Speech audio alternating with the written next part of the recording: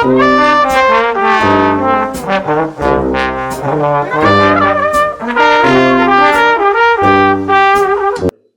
everyone. Welcome to another episode of Experts Talk with Himansha. Today's episode will be on real estate investment in Germany. Today, we have a special guest, Anshul Garg, who owns a company, Investtree, and he's also a professional conductor. He has inspected more than 500 properties in Germany in different states, and he has also an experience of 2000 plus consulting hours.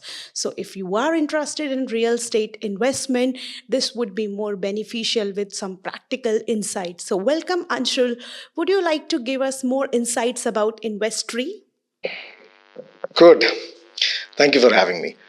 So, my journey started in real estate back in 2013, and it was very common to have problems, and I could not find answers anywhere at that time. English was a big problem. Nobody spoke English. Today, things are different. Uh, Maklers or agents in between were not helping enough to or giving me that transparency, and financier, the whole interest of financier was to sell the loans. So basically, there was nobody on the buyer side to guide through the deal. And with Investry, this was my idea to do hand holding for new investors and do not go through the pain, do not make any bad decisions in terms of investment in real estate. This is a thing, real estate stays with you for over 10 years, 20 years. People do mistake, but it can be avoided if you have an expert on your side. So again, with Investry, what we do is we help you in financing, we help you identify right objects, help you at notary, and help you also find the right tenants. Okay. And why just to invest in real estate? Why not the other investment options? We have all read or heard the story of a hen which gives a golden egg once in a day. So I always say this is not a story, this is a truth. In real estate, your object is that hen that gives you a golden egg. First day of the month. First day of the month, I have my rent in my account. Getting into details, so universally, there are only 5 asset classes where one can invest your money. There is real estate, there is property, there is gold, stock market, and now the digital currency, bitcoins, and so on. No other asset class starts generating return for you from day one. In real estate, you get your returns the day you hand over the key to your tenant. So practically from day one, your asset starts making money for you. Stocks, it may go up, it might not go up, not surety. Bitcoin, same, no surety. Gold, yes, we have some statistical data, it has gone up, but there is no surety. In real estate, I have that 99% surety that I'm getting my rent on first day. Second reason why I invest in real estate is the leverage that I get in real estate. Let's say you have 100 euros and you want to buy gold. So for 100 euros, you get the gold worth 100 euros. For 100 euros, you get a stock of company worth 100 euros.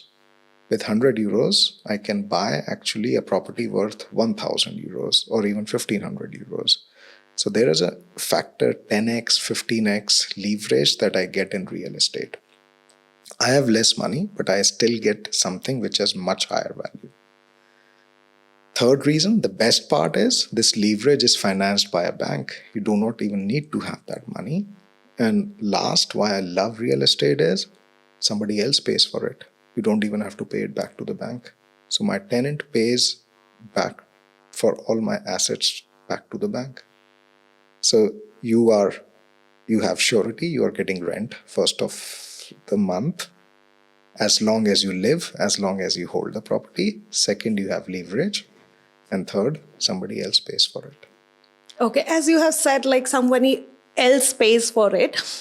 Does like investment has some hidden charges, or is it like profitable from day one?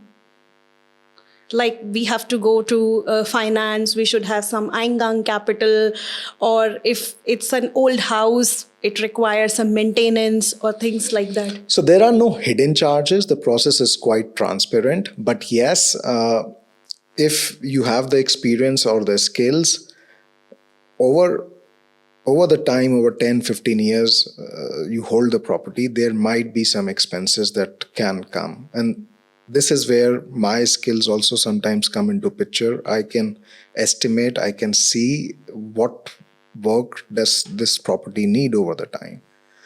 But there is no hidden things in Germany. It's all very Okay. transparent, I would say.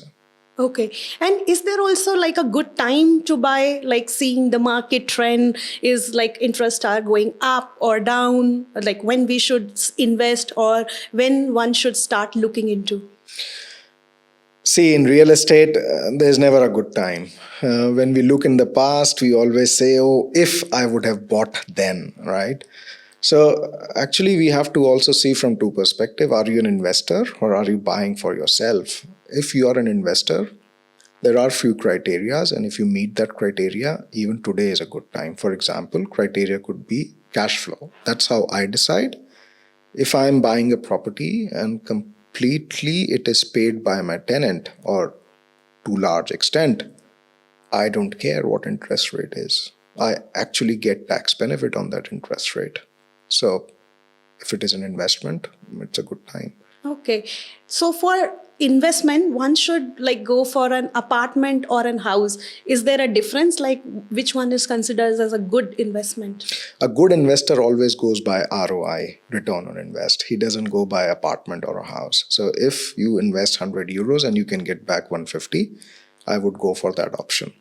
Usually, still to limit my risk and to limit my credit, because taking credit also has certain limitations. You cannot take millions of euros in credit. It depends on your credit score and all that stuff. To limit risk and to remain in my credit limits, I go for apartments. And house, of course, has other expenses which are generally higher than apartments. You have to manage everything by yourself. In apartment, I have a Hausverwaltung who can do all the management. I personally go for apartments. But a single KPI rule as an investor is look for return on investment. If it is 6-7%, doesn't matter what it is. Or if it is even more, 10%, but it's a house, I will go for a house. Okay. And how does this, like we talk a lot about on a tenant, how this tenant life goes? Like basically what I want to know, I have bought a property now, and later if I'm struggling to find a tenant, is there a good demand and supply in market? So see, actually there is a huge supply-demand gap in Germany overall. We are missing about 1 million apartments in Germany. So close to 1 million families don't have a place to live. It depends a little bit on the demography. In smaller cities and villages, you might have problems to find tenants, or you might have problems to find good tenants. In bigger cities, in class B cities, so Munich, Stuttgart, Frankfurt, or Nuremberg, Mannheim, this is not a problem. Why? There are two reasons. Generally, these cities have universities, so there are a lot of students who rent these apartments, and these cities have a lot of companies. So your customer base becomes quite big. You have families, you have Indians, you have expats, you have students. So as we talk about the tenant or the location, if you are in a place where there are universities or big companies associated, then I think finding a tenant is not a problem. So it can be a good decision to invest. So how we should see whether we should invest in an old house or a new construction? Is there any difference? So see, it is just like buying a car. If I buy a new construction and it gives me more rent, of course, I will go for a new construction. But that is not the case in Germany. So the difference in rent, what you can expect if it is a new construction, it's maybe hardly 100 or 200 euros. So I do not buy new construction. Just like car, I will have 500,000 invest in a new construction, but I will get the same rent, 1,200, 1,500 euros. On the other hand, if I buy an old construction, which is 200,000, 300,000, I will still get 1,500 euros. As an investor, once again, As an investor, you should only focus on your ROI, and your ROI goes up when your buying cost is low. So keep your buying cost low. As an investor, you should only go for old construction. Old construction. Okay, but then how to rectify whether this is a good investment or not? Say, for example, I bought a house and then everything looks good to me if it is newly painted or the flooring is fine, but later there are some pipe blockages or there is some water leakage or something after some months. Like, how to identify whether it's a good investment or not? This is one thing which a lot of Indian investors actually do this mistake in market. They go on the optics of the property and don't look at what is inside the papers, what are expected costs that might come up, renovations, and having a full overview of the cost over next 10 years, what might come up and so on. And this is what basically a good skilled buyer will always have. They look at the heart of the property. Is it financially sound? Will I have problems finding a tenant here? Will I get enough students? Will I get above market rent here? Yes or no? So overall, again, sometimes it makes sense to have a gutachtar on your side who can judge the property better if you are missing on that skill. But if you have bought 2, 3, 4 properties, I assume you are skilled enough to look for these KPIs. Okay, so maybe that first one you need to be a little cautious to see, and gutachtar is also one of the good option to inspect your property whether it's a good investment. Not just inspection. A lot of times, what I also see, Indians leave a lot of money on the table. In the sense, they don't negotiate enough. Although we are quite good in negotiations, but generally maybe because of the language, because of cultural misunderstanding, we leave a lot of money on the table. For an apartment worth 600,000 euros, we got a discount of 90,000 euros just because there was not enough sunlight in the house. Now, how do you know that? I look at it from the perspective how fast you can sell an apartment, and will a German buy this apartment or not? Because when you will go to sell this apartment or object, 95% of the people, of the buyers, are Germans. So in this case, a German buying an apartment which does not have enough sunlight, it's an absolute no-go. Come on, they changed their country just because they are not getting enough sunlight here. Why would they buy such an apartment? And the makler knew about this, but he did not mention about this. When I did the gutachtar, the first thing we said, there's no sunlight. And then he got on the back foot and we negotiated over 1.5 months and finally reduced the price by 90,000 euro.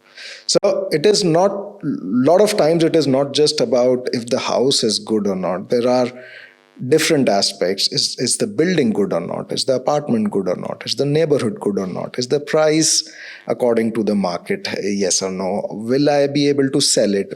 What about the noise around the house? So there are many variables which, again, if you have experience, if you have skills, you can figure out by yourself. But generally, a new investor, an amateur, it's hard to find. It was good to know that, yes, that negotiation is possible in Germany, because I'm sure that most of the people are not aware of it. Like, as I talk about myself, when we were looking for new projects, I always considered, okay, this is a fixed price and cannot be negotiated. This is good to know. And as you said, that other factors also to be considered, like noise around, sunlight, and so on. Should someone also look into, like, say, if someone is living in Erlangen, should they go for investment property in nearby, or is it fine to invest in other places where we know there is a more demand than this area? That's a good question. That this often comes to me, that I'm finding this property in Mannheim or in Nuremberg. Shall I invest in it? So again, one, look for ROI. If you are getting 6% return, which is hard to get, generally for me it's a no-brainer. I just put my money there. It also depends a little bit on your situation. Let's say you want to manage the property by yourself. Then, of course, living in Erlangen and having a property in Düsseldorf doesn't make sense. For showing it to the tenant, you will have to travel. By every tenant change, you will have to travel. For every small work, you will have to travel. It is impractical. If you have kids, even more impractical. So it depends a little bit on your situation. As an investor, I usually do not care where the property is as long as it is giving me good returns. Again, as an investor, we have to keep emotions aside and look at numbers. If the numbers are good and I can manage it, I don't care where the property is. Okay. So as you said, like it gives good return. It's preferable to have it nearby if you have to manage it, but is also good to have it far if you are getting good returns. I can give you an example. Yes. I have properties in Essen. I have properties in Nuremberg, in Munich, and generally, for example, the one in Essen, I don't go there for years. So your property is good, meaning it doesn't bring you too much of an effort in operations maintenance, and your tenant is good. I go there once in 3 years, 5 years, sometimes even just to show my face that I am alive and Okay. tenant is aware. Yeah. Yes. And say, like people who are just doing it as a side investment, like me, I'm a full-time working professional and I do not have time for all this maintenance if tenant is moving out or is there any repairs needed. Is it also possible to outsource the maintenance of your apartment, say, and the tenant? Yes, but it becomes very expensive in Germany. So the maintenance company takes almost 2-3 months rent to maintain it, and at the end of the day, they will still send you all the invoices. So you are still paying for everything. What they do is, of course, look after your tenants. That they will search tenants for you, or if there's a tenant change or anything where somebody has to be on the site, they will have the presence. There is something new happening in the market. There are a lot of companies who are now selling with end-to-end service. So they have their apartments, they will sell it to you, they will finance it for you, and they also manage it for you for a reasonable fee, usually around 60 to 100 euros, somewhere like this per month. As a buyer, you should be a little bit careful. These are sometimes good properties, but the prices are inflated. So they are, in my experience, even sometimes 40%, 50% inflated prices. If you are getting it for a good price, why not? Okay, then how to find a property? Like, is it good for me? Say I started my search today. So I will browse some websites like Emo Scout or others. But how to, streamline my research that, okay, this is a good property. What all things I should know before, like some websites which can help me to search? Or is it a financial advisor who can tell me like up to what amount I can mortgage it? Or anything else? So in the whole process, I think the first thing you should be very clear is what you can afford. You have to figure this out, because very often I have seen people start looking for objects. Even to visit an object, for example, in Munich costs me half a day. And I've seen 10, 15 different objects, and then we go and talk to financier. Hey, I have identified something. Now, is financing possible? And it's a shame if you then figure out this is not in my budget. So always check with your financier first, what is your limit up to how much you can afford. Now, what is a good property? There are some golden rules, and they are universal. All over the world, we go by the same rules. You should always go for lage, meaning location, location, location.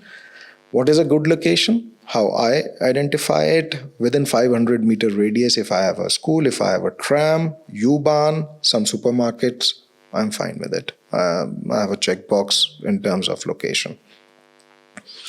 Then you have to go a little bit in detail. Depends in which city you are buying. Do you want to rent it to students or to families or to expats or to young couples?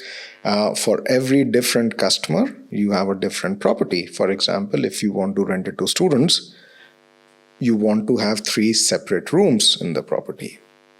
If you want to rent it to a young family, maybe 2 rooms are enough. If you want to rent it to a family with kids, you need 3-room property, maybe on ground floor. Noise should not be an issue for the neighbors. For a young family with a small kid, maybe a garden. So you need to know your customers very well. You need to know which city you are buying, and you need to know also financial aspect, how much you can afford, and what is again my ROI. Do I put money in this property from my pocket every month, or is it paid one to one by my tenant? Once you check all these three macro parameters, then you of course look into micro parameters. There are a couple of other variables, but if you are done with these three macro parameters, more or less, you will not make a mistake. Okay. I mean, I do have some question in my mind. Maybe I will try to ask with an example. I was looking out for an investment apartment, and when I visited, because in the first go, I cannot hire a good actor, I cannot work with some company because it will definitely cost me some money. So I want to first see, and then I just saw 10 apartments in that particular area. Okay, they are from 300 to 450 in the range. Now I know this is a right range to buy an investment apartment. I visited an apartment, it was looking superb, new tiles, flooring, they have changed the windows, and the price was like 450, and I was convinced, and the seller is ready to reduce the cost as well for some like 50,000 euros. But when I visited my bank said, I was lucky in this case, bank said, okay, this property does not worth this much amount. Maybe you are impressed with all the changes or the maintenance done. And I also asked, in coming 5 years, there are no cost which is needed for the building maintenance, because it was a multi-story building. But they said, for like I am eligible for a higher amount of loan, but this property according to them is not more than 275k. So which just rings a bell to my mind, that how to identify, because in internet, according to me, any property ranging from 350 to 450 is a good price. So see, just like in India, banks here also have a different pricing model. And they are generally far behind the market price. So if the market price is 350, 99.9% bank will always evaluate it less, usually around 300 or 270, what you are saying. Okay. So if a bank is saying has a value of 275, it does not mean the property is bad. And this also does not mean bank is not ready to finance it. What bank is saying, I can only give you 225. The rest of the money you have to bring it from your pocket, what we call as Eigenkapital. So in my experience, 13 years, having looked into hundreds, thousands of properties, bank always evaluate less. And again, now comes your skills, your financial understanding into a picture as an investor, as a buyer. If you think your ROI is sufficient, you can manage to pay back to the bank from the rent, or you understand fully your cash flows, if it is minus 100, minus 200 euros and you can afford it, go for it. Rather than making judgment based on the opinion of the bank, you should go by your hunch. So is there also something one should keep in mind, like how much Eingang capital should be given for an investment property? Like now, taking this particular example, if that property is say 400k and bank is ready to give only 275, then rest of the amount, which is more than 100k, has to be invested. So is it a good investment or not? How you evaluate it? The beauty of real estate is that it is a game of debt. You should not invest as far as possible your money if it is an investment property. All my properties are financed 100%, even 110%. I don't put a single penny on my investments, and rather my tenant pays to the bank for this investment. So as an investor, you should try not to invest too much of your Eigenkapital. Why is this the case? You can always argue, yeah, but if I put my money, I will get better interest rates. Again, now comes financial engineering into picture. How much better interest rate would you get? 0.2% better, maybe 0.5% better. But if you can use that 30,000, 40,000 Eigenkapital and put it in gold or even the worst performing ETFs in Germany are giving you 12-15% return. Would you go for that 0.5% or would you go for the 15% return and rather take that 15% gain and pay off to the bank every second year? So you have to look in terms of the business case, in terms of numbers, and as far as possible, invest the lowest amount of eigenkapital. And how to find these properties where banks are ready to give, 100% or 110%? Banks are always ready to give you 100%. It is not depending generally on property. It is generally depending on your credit score. It is generally depending how sound you are financially in terms of your savings, assets, and so on. Generally, for us Indians, 100% is not a problem. We all Indians are we are amongst the top 1% income generating people in this country, highest taxpayers in this country. Banks are happy to have us as the customer. So generally 100% financing for Indians is not a problem. Okay. So just going back to Investree, like as you said, you are doing a hand holding from start when you start searching for an investment or to buy a property. Maybe can you brief us, like if someone is really looking into a real estate investment, how do you guide them or support them from the start? I would like to start with an example here. The first property that I bought back in Essen, 2-room apartment, 100,000 price. I did a couple of mistakes, but these mistakes I realized when I went 10 years later in the market to sell this property. I bought this property without balcony. Now, as I said earlier, the buyer in the market is a German. He is not an unknown person in the market. He knows exactly what he needs. A German will never buy a property without a balcony.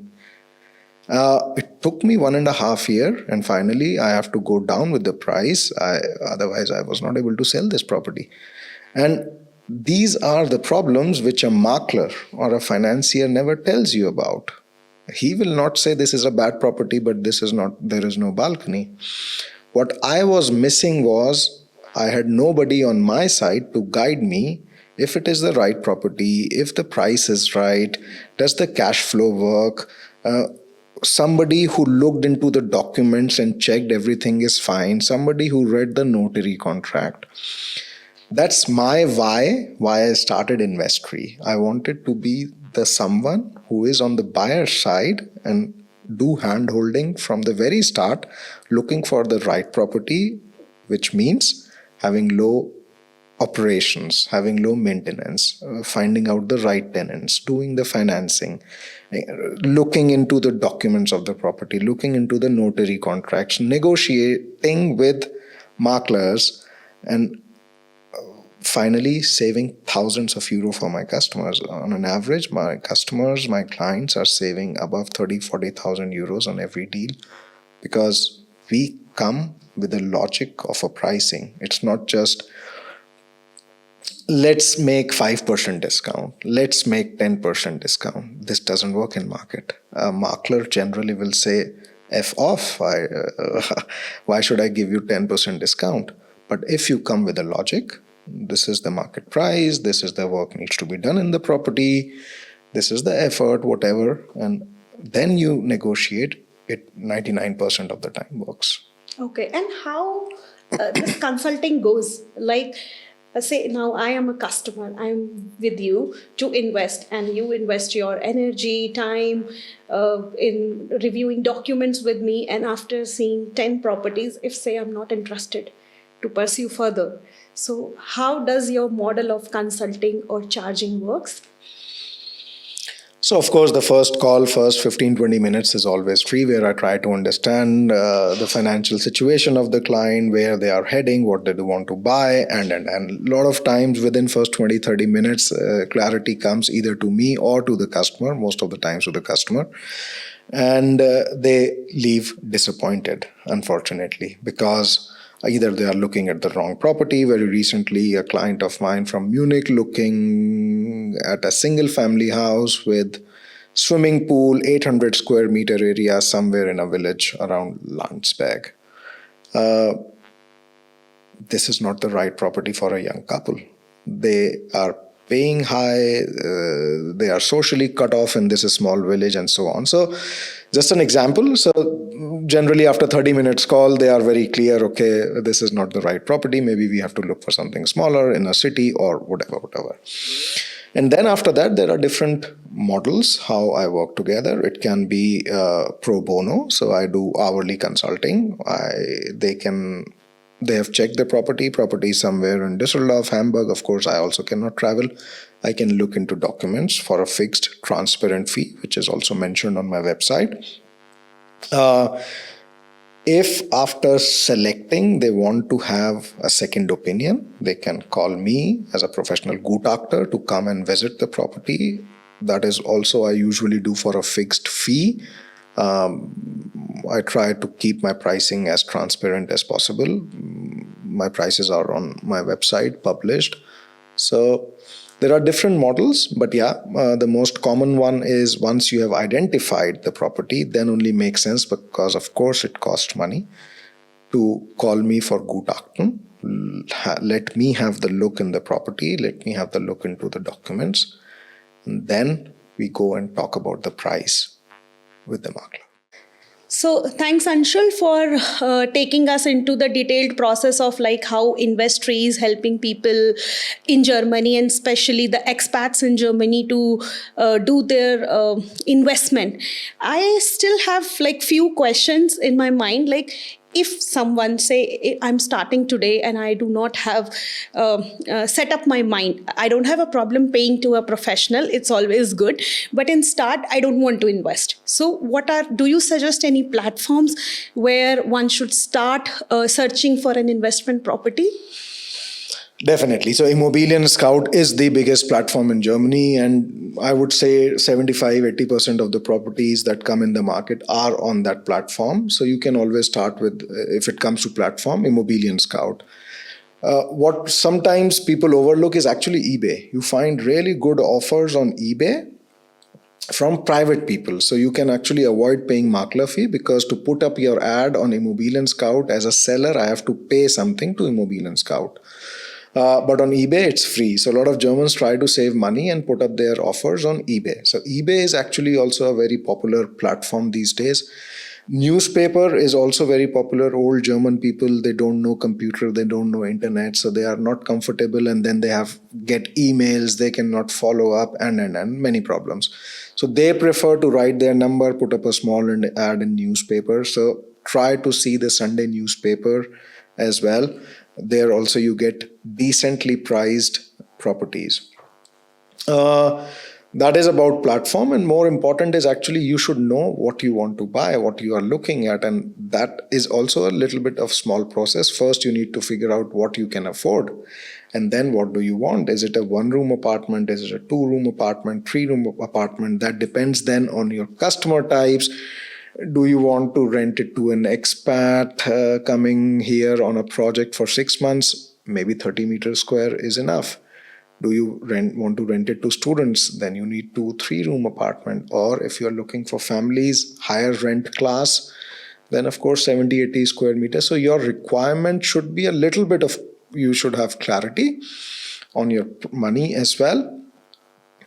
And lastly, I would say, just start making appointments and go and see the apartments. Most of the time, by the time you look 7th, 8th, 10th apartment, you will learn a lot of things in the process. You will have much more clarity what you need, and you will exactly know what kind of questions you have to ask to the makler or to the financier. So give some time to the process, and if during the process you also need help of a professional, of course it's paid, but yes, that can cut short your whole journey. Correct. I think it will help someone to really get that confidence. Yes, we are going ahead. It's good. Exactly. And it's good to know that eBay is also something where we can find a property, because I never assumed it more than a second-hand goods.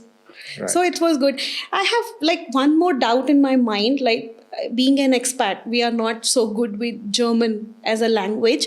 So, going for this investment, you have to do a lot of paperwork and things like that. Is it a limitation for buying or investing in Germany? To some extent, yes. So if you would have asked me this question 10 years ago, 15 years ago, when I started, definitely it was a big problem. I mean, a German, a makler, if you write in English, I would not even get a reply. Even today, if you write in English, generally the response rate is quite low.